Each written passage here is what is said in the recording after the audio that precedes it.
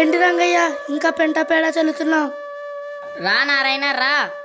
ఏం చేస్తాం మరి, పంట బాగా పండాలిగా. షాపులోకి బోలెడన్ని మందులు వచ్చేసాయి. ఇంకా పేడ వేపాకు అంటూ కూర్చుంటే ఎలా?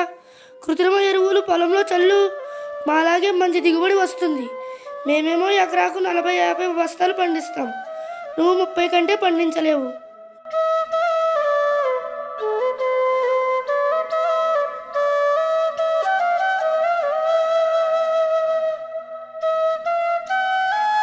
ఇప్పుడే పంటకి మందు కొట్టి వస్తున్నావా? అవును. చూసావా, ఇలాంటివి నీ మందు వల్ల ఎన్నో చనిపోయి ఉంటాయి. నాకు మా తాత చేసిన వ్యవసాయమే బాగుంది, నా వరకు ఎలా కానివ్వు. సరే నీ కర్మ, ఏదో రూపాయి డబ్బులు వస్తాయి కదా అని చెప్పాను. సరే వస్తా.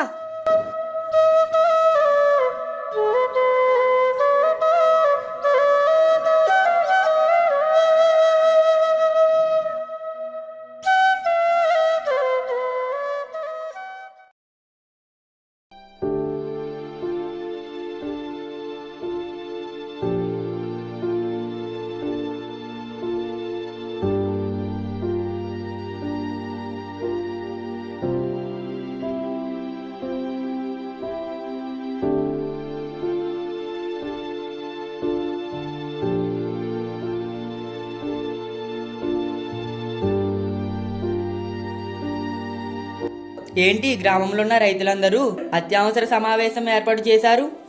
ఏం లేదయ్యా, గత 5 సంవత్సరాల నుండి పంట దిగుబడి బాగా తగ్గిపోయింది. దాని గురించి చర్చిందామని అంతా ఇలా వచ్చాం. అందరూ మంచి ఎరువులే చల్లుతున్నారు కదా, పంట దిగుబడి తగ్గిపోవడం ఏంటి? ఎంత ఎరువులు చల్లినా దిగుబడిలో నాణ్యత లేదయ్యా, ఎందుకో అర్థం కావడం లేదు. పంటకి కొత్త రకం తెగుళ్ళేమన్నా వచ్చాయేం చూడకపోయారా? లేదయ్యా, అన్ని రకాల కొత్త మందులు ప్రయోగించాం, అయినా సరే తెగుళ్ళు పోవడం లేదు. ఏమీ అర్థం కావడం లేదయ్యా. మొత్తం అందరి పొలాలు అలాగే ఉన్నాయా? లేదయ్యా, ఒక్క రంగయ్య పొలం మాత్రం ఎప్పటిలాగా బాగా పండింది.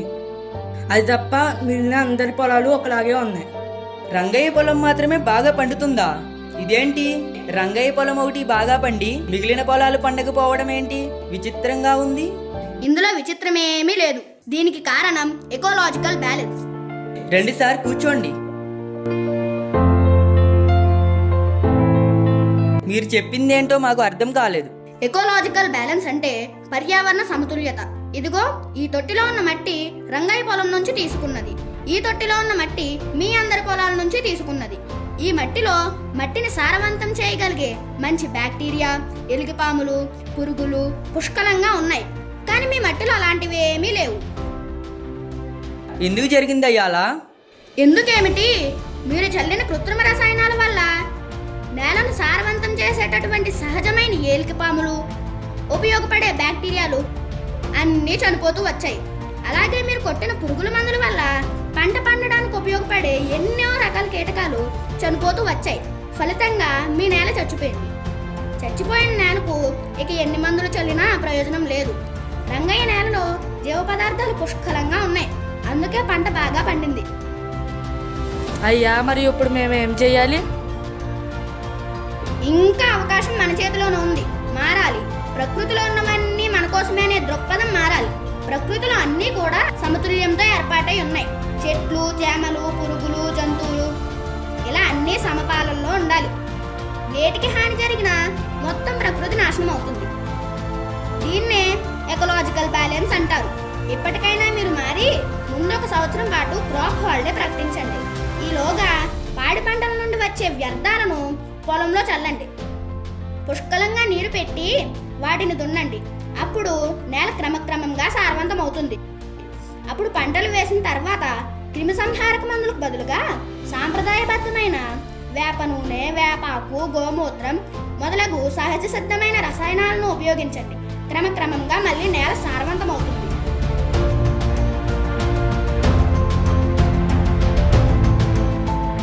క్షమించు రంగయ్య, 20 సంవత్సరాల క్రితం నిన్ను వెటకారంగా మాట్లాడాను, కానీ ఈరోజు నువ్వు మాకందరికీ ఆదర్శం. ఈ రోజు నుంచి మేమంతా నిన్ను అనుసరిస్తాం. మాకు మంచి సలహాలు ఇచ్చి మా నేల తల్లిని మళ్ళీ బతికించు. నేల తల్లిని నమ్ముకుని బ్రతికేటే వాళ్ళం. ఆ మాత్రం చేయలేనా? అది నా బాధ్యత. రండి, సంవత్సరం తిరిగేలోపే మళ్ళీ నేల తల్లిని బ్రతికిందాం.